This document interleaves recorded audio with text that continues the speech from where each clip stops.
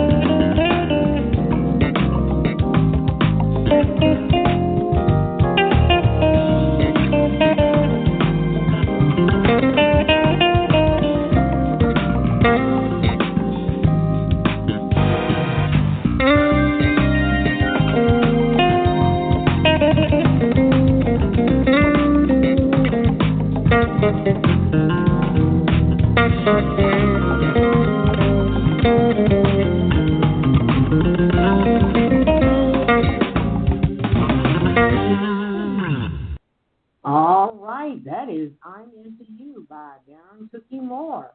Darron, how many guitars do you play? I just play the bass, and I fell in love with the 6-string bass just because it gives me the high sound. Uh-huh.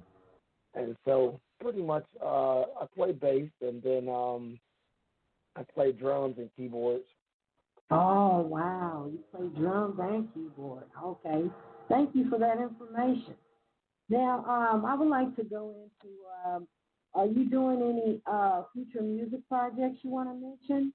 Is there any other music projects you're working on right now or in the future you want to mention? I'm actually working on the next project right now.